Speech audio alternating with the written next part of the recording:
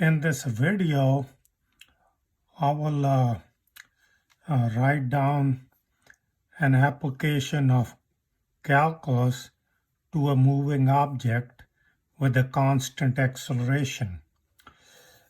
It's intuitively clear that velocity is a function of x when an object is moving, and x is the position of the object, and that's a function of t.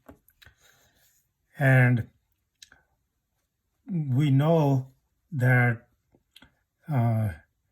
dv dt, that's equal to acceleration, and in order to find our dv with respect to dt, we write down dv of dx and then dx of dt. And dx of dt, that's just a velocity. So we write down dv dx times v. So this expression, if we rewrite it, it just becomes dv dx v equal to a. A we assumed is a constant. So we rewrite this, then dv v dv is equal to a dx, and we integrate both sides and it becomes v dv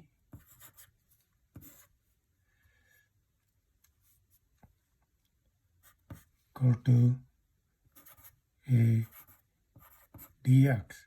This is v initial, v final, and this one is x initial, x final.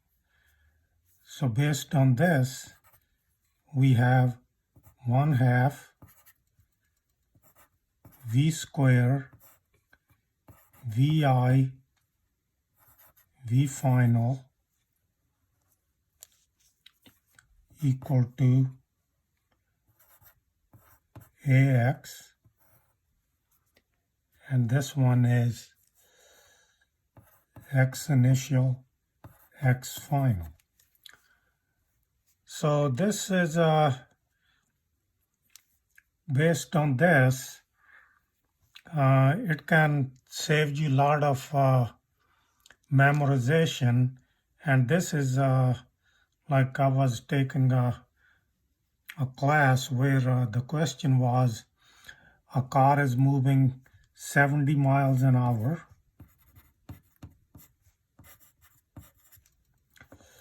and initially it was going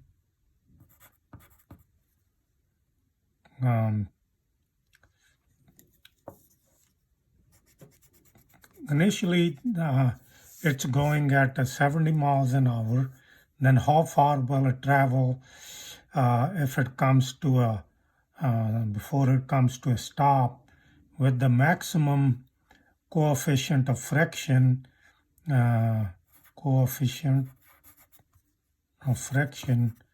equal to 0.7.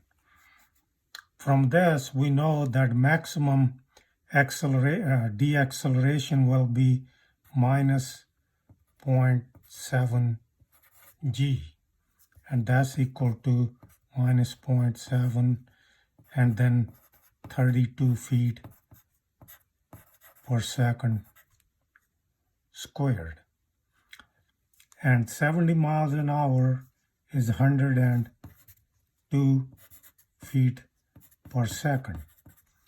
So what we do is, we know v final is 0, so that'll be 0 minus 1/2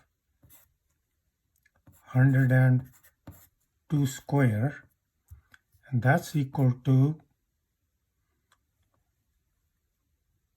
minus 0.7 times 0.32 times x, the distance traveled. So when we calculate this comes out, x is equal to 102 squared divided by 2 times 0.7 times 0.3